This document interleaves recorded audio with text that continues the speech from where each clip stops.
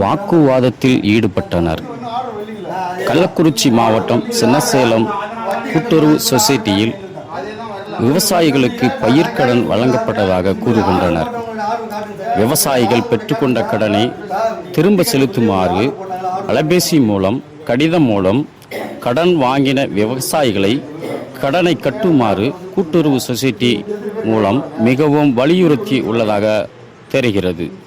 தகவல் அறிந்த ஒருங்கிணைந்த விவசாய நல ஒருங்கிணைப்பு குழு கள்ளக்குறிச்சி மாவட்ட தலைவர் அருணாச்சலம், மாவட்ட செயலாளர் குஞ்சாயி ராஜா, மாவட்ட பொருளாளர் கணேசன் கூட்டுறவு சொசைட்டிக்கு சென்று வங்கியின் செயலாளர் மற்றும் அலுவலர்களிடம் தமிழக முதல்வர் ஜோசப் விஜய் அவர்கள் தேர்தல் வாக்குறுதியாக தாவேகா ஆட்சி அமைந்தவுடன் விவசாய கடனை முழுமையாக தள்ளுபடி செய்வேன் என்று அறிக்கை விட்டிருந்தார்.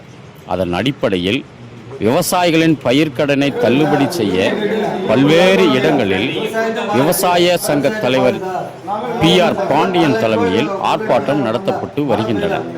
இந்த நிலையில் தமிழக அரசிடம் இருந்து எங்களுக்கு முழுமையாக விவசாய கடன் தள்ளுபடி இன்னும் செய்யவில்லை, விவசாய கடனை வசூலிக்க எந்த அரசாணை வெளியிடப்பட்டதா அல்லது உங்களுக்கு மேலுள்ள அதிகாரிகள் யாராவது கடனை வசூலிக்க சொன்னார்களா, அதன் நகலை கொடுங்கள் என்று சராமாரியாக கேள்வி கேட்டு வாக்குவாதத்தில் ஈடுபட்டனர். தமிழ்நாடு அரசு விவசாயிகளின் பயிர்க்கடனை முழுமையாக தள்ளுபடி செய்யும் வரை நிலுவையில் உள்ள பயிர்க்கடனை நாங்கள் கட்ட மாட்டோம் என்றும், கூட்டுறவு சொசைட்டி அலுவலர்கள் விவசாயிகளிடத்தில் நிலுவையில் உள்ள பயிர்க்கடனை வசூலிக்க நேர்ந்தால் மாவட்டம் முழுவதும் ஆங்காங்கே ஆர்ப்பாட்டங்கள் நடைபெறும் என தெரிவிக்கின்றனர்.